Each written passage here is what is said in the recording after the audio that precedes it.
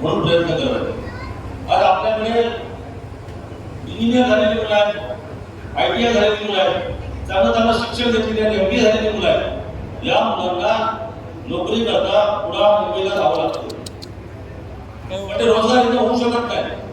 याचं कारण की ठराविक लोकांना बरोबर घेऊन, काही NGOला बरोबर घेऊन या प्रकल्पाला विरोध करणं. विचारासाठी म्हणून आपल्या इकडे मी आलेलो आहे. माझ्या समोर मोठ्या संख्येने युथ तरुण बसलेले आहेत, तरुणी बसलेल्याची जाणीव आम्हाला. आणि म्हणून या मेळाव्यामध्ये तरुणांबद्दल अपेक्षा आणि तरुणांबद्दल भवितव्याबद्दल जे काही सरकार म्हणून विचार असतात ते मांडणार. या मेळाव्यासाठी उपस्थित असलेले रत्नागिरी जिल्ह्याचे पालकमंत्री सन्माननीय उदयजी सामंत, सन्माननीय जिल्हाध्यक्ष राजेश सावंत, महिला अध्यक्षा सुजाता साळवी, शहर अध्यक्ष शिवसेना श्री बिपिन बंदरकर, शहर अध्यक्ष भाजप श्री राजन फाळके, स्मिता पावसकर, डॉक्टर ऋषी केळकर, सन्माननीय केतन शेट्टे, सन्माननीय संजय यादव, विक्रम जैन, मंचकावर असलेले अन्य मान्यवर, माझ्या समोर बसलेले अनेक वडीलधारी मंडळी, पत्रकार मित्र, जरा इकडे पहा. हो, पत्रकार सध्या बोलत, पत्रकार मित्र, उपस्थित बांधव भगिनीनं, तरुण मित्र, माझ्या अगोदर रत्नागिरी जिल्ह्याचे पालकमंत्री माझे मित्र उदयजी सामंत यांनी आपले विचार मांडलेले आहेत. महायुतीचं सरकार राज्यात, केंद्रात तरुणांसाठी कसं काम करतात, तरुणांचं भवितव्य या देशात भविष्यात काय असेल याबद्दल त्यांनी बरीच माहिती सांगितली. राजन सावंत यांनी सांगितलं. बांधवांनो, भारत देश हा तरुणांचा देश मानला जातो. तरुणांचा आपल्या देशाची लोकसंख्या 140 कोटी आहे. देशाची लोकसंख्या 140 आहे. त्याच्यामध्ये 35% संख्या तरुणांची, तरुणांची म्हणजे 40% जास्त आपल्या देशात तरुण असल्याने जगाच्या पाठीवर भारत देश हा तरुणांचा देश म्हणून ओळखला जातो. तरुणांचा मग ज्या देशामध्ये 40% युवा आहे त्या देशात प्रगतीची क्रांती व्हायलाच पाहिजे. आणि ती करण्याच्या दृष्टिकोनातून आमचे माननीय पंतप्रधान नरेंद्र मोदी प्रयत्नशील आहे. प्रयत्नशील. परवा कोल्हापूरला त्यांचं भाषण झालं. त्या कोल्हापूरच्या भाषणामध्ये त्यांनी भारत कोणत्या दिशाने विकसित होतोय, प्रगतशील होतोय, आत्मनिर्भर बनतोय याचं स्पष्टीकरण त्यांनी केलं. मोदी साहेबांनी अनेक घोषणा दिल्या आणि त्याबरोबर गॅरंटी पण दिली, विकासाची गॅरंटी दिली. भारत देश हा काही वर्षानंतर विकसित देश होईल. पंतप्रधान 2014 पहिल्यांदा पंतप्रधान झाले त्यावेळेला भारताची अर्थव्यवस्था जगामध्ये 11 नंबरवर होती, 11 नंबर. आज 10वं वर्ष मोदी साहेबांचं चाललं. भारताची जगाच्या लोकवस्तीमध्ये, जगाच्या अर्थव्यवस्थेमध्ये भारत आज 5व्या क्रमांकावर आहे. 11व्या क्रमांकावर 14ला होता, तो आता कितवा आलाय? 5व्या क्रमांकावर. 2030 साली तो 3ऱ्या क्रमांकावर येईल. अमेरिका, चायना आणि भारत ही प्रगती माननीय मोदी साहेबांनी केलेली. बांधवांनो, भारत तरुणांचा देश आहे. मग तरुणांसाठी बरंच काय करणं आवश्यक आहे आणि मोदी साहेबांनी त्यासाठी विविध योजना सुरू केल्या. उद्योगधंद्यामध्ये केलेले आहेत. वेगवेगळे उद्योग स्टार्टअपमध्ये काय करावं, किती त्यांना लोन द्यावं, कोणती टेक्नॉलॉजी वापरावी, जीडीपी वाढवण्यासाठी, एक्सपोर्ट वाढवण्यासाठी तरुणांनी कसे प्रयत्न करावे त्याचं मार्गदर्शन, मार्केटिंग एक्सपोर्टची पण मार्गदर्शन केंद्र सरकार करते. बांधवांनो, सिंधुदुर्ग असो, रत्नागिरी असो, इथे तरुण एक पाहतो शिक्षण झालं तर मुंबईकडे धाव घेतात, पुण्याकडे धाव घेतात, नाही तर परदेशात धाव घेतात. नोकरीसाठी मिळेल त्या पगारात. बांधवांनो, महाराष्ट्रात आमच्या उदय साहेबांच्या अगोदर 4 वर्ष उद्योगमंत्री होते. 4 वर्ष या रिलायन्स मध्ये MBA झालेल्या विद्यार्थ्यांना किंवा तरुणांना काय पगार आहे? 20,000. MBA झालेल्या इंजिनियरला 15,000 पगार मिळतो. हे का सांगतोय की मोठा वर्ग आज रत्नागिरी, सिंधुदुर्गात शिक्षणानंतर आज मुंबईकडे. मला त्यांना सांगावं, मोदींना गर्व आहे की माझा देश तरुणांचा आहे. तरुण देशाची क्रांती करू शकतात. ही क्रांती उद्योगधंद्यामध्ये करावी तर भारत देश महासत्ता बनू शकतो. हे स्वप्न माननीय मोदी साहेबांचं. म्हणजे प्रत्येक प्रकल्प, हायवे, रत्नागिरीचा कार्यक्रम हायवे यांनी थांबवला. कॉन्ट्रॅक्टरकडे मागितले 20 कोटी रुपये म्हणून थांबवला. सिंधुदुर्गात उभं केलं नाही. कॉन्ट्रॅक्टरला बरं, तू जर 1 पैसा कोणाला दिला, तुला इथे काम चालू करता येईल. सिंधुदुर्गाचा रस्ता, हायवे बघा कसा झाला. आणि म्हणजे ज्या माणसाने हे विकासाची कामं थांबवून आमच्या तरुण नोकऱ्यापासून वंचित ठेवलं, त्याला मत देता कामा नये. बांधवांनो, मत देता काम. आणि मुद्दा मी सांगतोय, मी पण लोकप्रतिनिधी सिंधुदुर्गात आहे. उद्या सामान्य रत्नागिरी राज्यात आहे. आम्ही केलेली काम बघा, विकास बघा, तेवढं उत्पन्न कसं वाढवलं. आता पण आम्ही उद्या ठरवलं, निवडणूक झाली काय दोन्ही जिल्ह्यामध्ये विकासाचा प्लॅन म्हणून तरुणांना इथे नोकऱ्या चांगल्या पगाराच्या मिळावा, उद्योजक इथूनच तयार व्हावे आणि नोकऱ्या मागणारे नोकऱ्या देणारे निर्माण व्हावे, यासाठी ते आम्ही प्रयत्न करणार. आणि म्हणून बांधव याच्या बोलण्यात येऊ नका. थापाडे हा काल आला. ही किती हो, ही एक लाईन आहे ना, एवढी सगळ्याला माणसं नव्हती.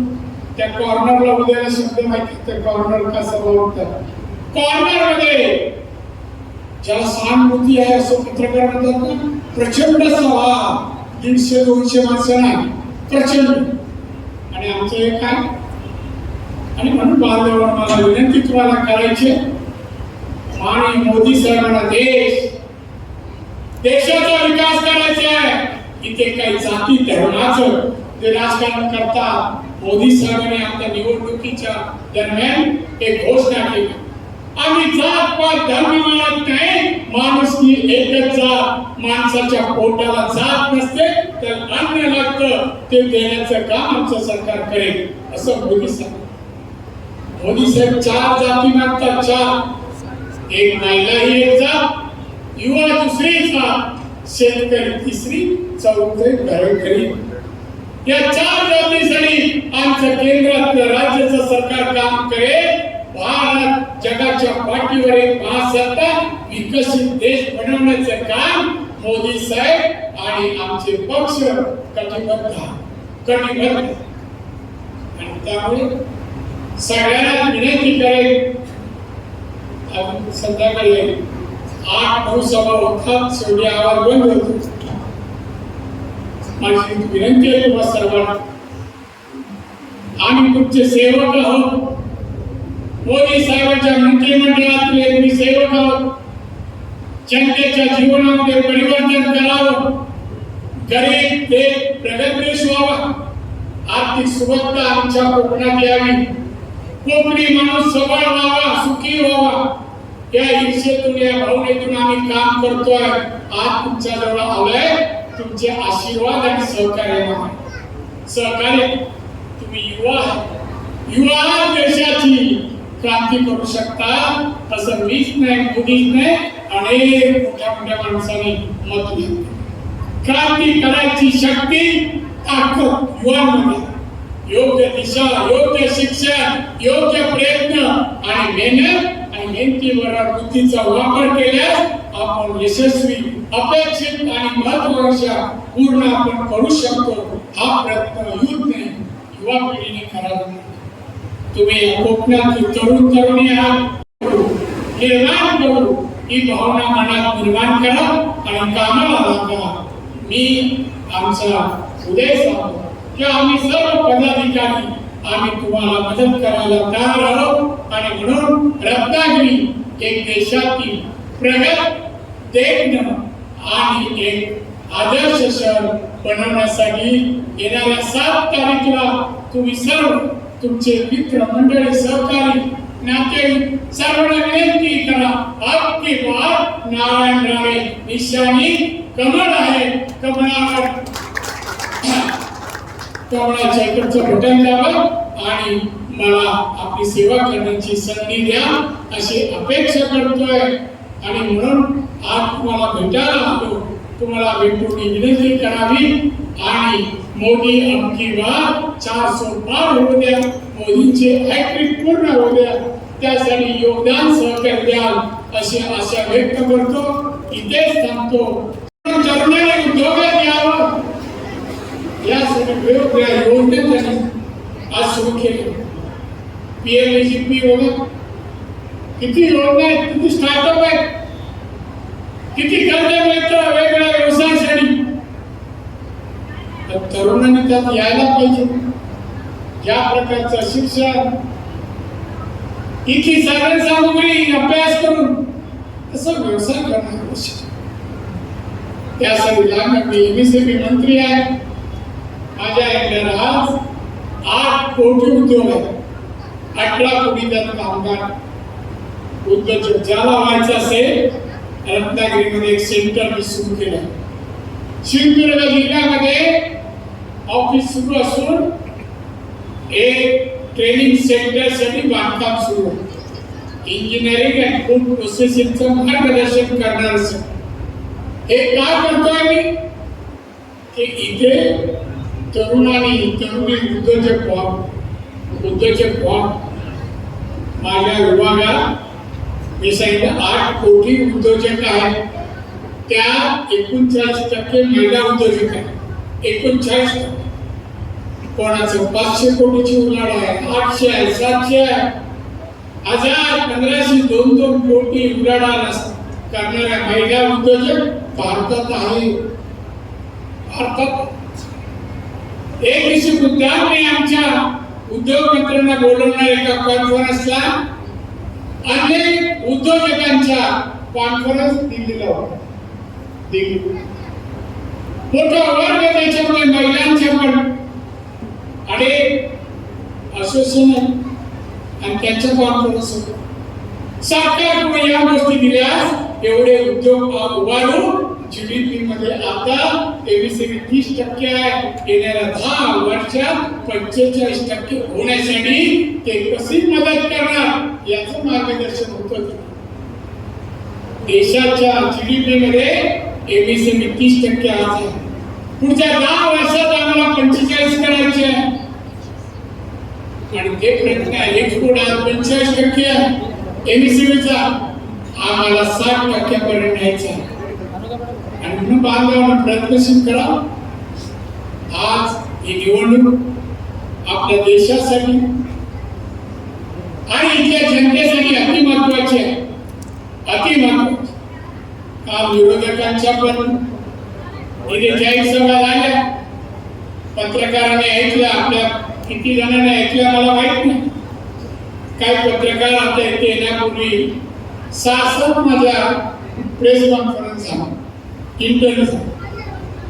काही 2 प्रश्न विचारले मला. दिल्ली आणि बाहेर आलेले पत्रकार होते. पहिला प्रश्न, आपण संविधान बदलणार आहात का? संविधान बदलणार आहात? पीएम साहेबांनी सांगितलं आम्ही संविधान बदलणार नाही. दुसरा प्रश्न, उद्धव ठाकरेच्या शिवसेनेला सहानुभूती आहे का? कशाबद्दल? तो आंधळा आहे, पांगळा आहे, लांगडा आहे, चालच्या एकदम सहानुभूती? कशाबद्दल सहानुभूती? काय पत्रकार कोणाचे वाक्य ऐकतात आणि सहानुभूती? सहानुभूती सारखं काय केलं? आमच्या माननीय शिवसेना प्रमुख बाळासाहेब ठाकरेंनी मराठी माणसाच्या न्यायासाठी आणि हिंदू धर्माच्या रक्षणासाठी शिवसेना स्थापन केली. सलग 48 वर्ष शिवसेना देशात वाढवली. त्या 2 विषयाला बघत नाही गेली. कुठल्या पदासाठी पैशासाठी हिंदुत्वाचा त्याग नाही केला, ना मराठी माणसाला बघत गेली. या महाशयाने बाळासाहेबांच्या नंतर काय केलं? ज्या बाळासाहेबांनी सांगितलं होतं मी हिंदुत्वाला बघायला आयुष्यात मला सत्ता नको, पण हिंदुत्व माझा प्राण मानणाऱ्या बाळासाहेबांचा हा पुत्र मुख्यमंत्री पदासाठी काँग्रेस राष्ट्रवादी बरोबर युती केली, हिंदुत्वाचा त्याग केला, गद्दारी केली आणि जाऊन मुख्यमंत्री झाला. 2.5 वर्ष. 2.5 वर्षात मंत्रालयात किती वेळा गेला विचार? 2 वेळा. मुख्यमंत्री होणे महाराष्ट्राच्या जनतेला, कोकणी जनतेला काय दिलं नाही. पत्रकार मित्र हो, सहानुभूती लोक का देतील? कोणाच्या पोटापाण्याचा प्रश्न, कोरोना आला, उपासमार या राज्यात कोकणाचा मागणी गरिबांच्या घरी. मोदी साहेबांनी 80 कोटी जनतेला मोफत धान्य सुरू केलं. उद्धव ठाकरे त्याच मुख्यमंत्री होता. 5 किलो 10 किलो धान्य दिले का गरिबाला? 5-25 रुपये मदत केली नाही. का सहानुभूती? और त्याचं बोललं का? एक माणूस असला सोजवळ आहे, सावधा, नोकरी धंदा नाही, सहानुभूती वाटतो. हात म्हणून दिवसा डोळा शिव्या द्यायचं काम करतो. शिव्या देणाऱ्या माणसाला कोण सहानुभूती दाखवतो का? म्हणजे वेगळा आहे, वेडसर आहे. काय म्हणतो? दिल्लीला गेला, रामलीला मैदानावर गेले, पक्ष एकत्र. आपण म्हणतो एक ना बरोबर भाराभर चिंते एकत्र. राहुल गांधी शरद सगळे याला भाजपाला संधी दिली. पाहिजे म्हणे आपके बाद मोदी तडीपार. अरे बाबा तुझी ताकद किती? आवडत चालणार आहे चालून. 5 खासदार आहेत, 5. आमचे 303. 303 खासदारांनी आम्ही 400 मिळवायला चाललो आणि हा म्हणतो मोदी तडीपार पंतप्रधान. काय अक्कल वाटतं? आपल्या महाराष्ट्रात असा माणसाचा जन्म झाला आपल्याला. अमित शहा शिवाय, मोदींना शिवाय, देवेंद्र फडणवीस कसा आहे कसा आहे नांदच ना. किती वर्ष किती मेंबरवर सत्तेत होताना तुझे मंत्री होते ना, त्या मंगळसूत्र बांधणं चालत होतं. पावित्र्य यांनी ठेवला नाही, सत्तेसाठी सोडून गेला आणि आता बोललं भिंक. काय भिंक बांधलं? पण सहानुभूती काय आणि काय आणि कोणाची जनतेची सहानुभूती नाही. 10 वर्ष त्याचा खासदार मोदींच्या नावाने इथे निवडून गेला 2 वेळा 14 आणि 19 ला. खासदार मी नाव नाही घेत. काय दिलं रत्नागिरीला? 5 मुलांना नोकऱ्या, मुलींना नोकऱ्या, एखादा कारखाना, एखादा रस्ता, एखादा ब्रिज, एखादा दवाखाना, एखादा हॉस्पिटल, एखादा कॉलेज, एखादी बालवाडी. तरी सांगायला बांधवांनो काय दिलं समाजाला सिंधुदुर्ग रत्नागिरीमध्ये? काय दिलं नाही. आणि काय काय कशाला विरोध केला, कशाला विरोध. प्रत्येक विकासाची बाब आली ना का माणूस विरोध तोडपाणी केली का काम चालू. जैतापूर अणुऊर्जा प्रकल्प होऊ दिला. त्यावेळेला मी राज्यात मंत्री होतो. त्यावेळेला विधानसभेत प्रस्ताव कोळशावर वीज निर्माण करणारे उत्पादक यांचे कारखाने बंद होते त्या तसा प्रश्न. आणि त्यावेळी आपल्या दिवशी उद्धवजी ठाकरे यांच्या मातोश्रीवर 38 कोळसा उत्पादक उद्योजक गेले होते. 38 प्रश्न तिथे चालत होता तेव्हा उत्तर दिलं की या संबंधी शिवसेनेचे उद्धव ठाकरे हे म्हणतात की जैतापूर नको. मी माहिती काढली आणि बातमी एका वृत्तपत्रात आलेली वाचून दाखवली. उद्धव ठाकरेंना 38 कंपनीचे मालक भेटले. त्यांनी सांगितलं जैतापूरची वीज निर्मित कारखाना चालू करू नका. त्याच्यामुळे स्वस्त वीज राज्यात निर्माण होईल आणि कोळसे उत्पादन वीज कारखाने बंद पडतील. तुम्ही चालू करून देऊ नका, बंद करा. यांनी विचारलं त्याच्या मोबदल्यात काय? उद्धव ठाकरे हा प्रश्न हळू विचारला. त्यांनी सांगितलं बोला. तडजोड झाली.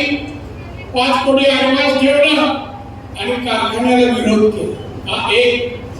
बांधकाम त्यानंतर नाना रिफायनरी प्रकल्प. मी काय समर्थन करण्यासाठी भाषा पण हे कसे तोडवाई करतात. नाना नको प्रदूषण मातोश्री तिथून बांधायला उठणार आणि नानाच्या प्रकल्पाकडे येणार तर त्याला प्रदूषण लागणार. बुधवारणार तो उद्धव ठाकरे हे कारखाने इथे नको. मग तू तरी आणू एखादा मुख्यमंत्री होतास ना त्यालाही विरोध. चिपी विमानतळ सिंधुदुर्ग. मी चिपी विमानतळाची मागणी केली. सँक्शन झाला. प्रफुल्ल पटेलने मला करून दिला आणि जागा संपादित करायला अधिकारी गेले. हा खासदार झेंडा घेऊन 15 लोक घेऊन विरोध. शेतकऱ्यांची जमीन संपादित करू नका, शेतीचं नुकसान. माझे कार्यकर्ते आता असं आंदोलन करतो. चला जाऊया. गेलो तिथे पहिल्या 15 माणसांनी बोलत होता. परिसर पाहिला तर खडक, सगळं खडक, गवत पण येत नव्हतं आणि हा शेती नव्हतं. मी अधिकारी पोलिसांना सांगितलं प्रोजेक्टला विरोध होता. या इथे उभं करू नका, सगळ्यांना जमा करा पोलीस स्टेशनला. जागा संपादित झाली. विमानतळ बांधला आणि उद्घाटनाच्या योगायोगाने की उद्धव ठाकरे मुख्यमंत्री. मी आरोग्याला 5-6 मिनिटं उशीर झाला. विमानाने लँड झालं. मला सांगितलं साहेब लवकर चला उद्घाटन होत आहे. मग गेलो मी आणि उभा राहिलो. स्टेजवर गेलो. जो माणूस जागा संपर्काला विरोध करत होता त्याच्या हातात माईक कशी आली? विमानतळ येणाऱ्या प्रमुख पाहुण्यांचं स्वागत करावं. अरे यांनी तो विरोध कर. मी स्टेजवर गेलो. मुख्यमंत्री हा तुमचा खासदार त्या प्रकल्पाला विरोध करत लागला. तोड बाजूला आहे खासदार तोंडावर मला उभं टाकलं असं बोलून हा तोड बाजूला आवडत एक शब्द नाही स्टेजवर. नंतर मी भाषणात एवढं टाकलं बांधवांना हे लोकांचं भलं करणाऱ्यापैकी नाहीये अशी मागणी बरीच आहे. सीवड आधी थांबल्या. सीवडनी काय पर्यावरणावर परिणाम होतो? आज 5 स्टार रेल्वे आली असती. स्टीमर, वेटर, वॉचमॅन, क्लार्क अनेक नोकऱ्या आमच्या स्थानिकांना मिळाल्या असत्या. कुठलाही त्या 3-3 लाख पगार आहे. नाही शेवट अजून विरोध आहे. रेडी पोर्ट मी पोर्ट मिनिस्टर झालं. दुसरं आपण रेडी पोर्ट सँक्शन केलं. काम चालू आहे. दर महिन्याला 1 तारखेला त्याचा मुलगा या खासदाराचा जाऊन उभा सामने त्याच्या हमारा क्या मी त्याला सांगू दे जॉन नावाचा मला एवढा 1 रुपया द्यायचा. म्हणजे प्रत्येक प्रकल्प हायवे रत्नागिरीचा काय रचला हायवे याने थांबवला.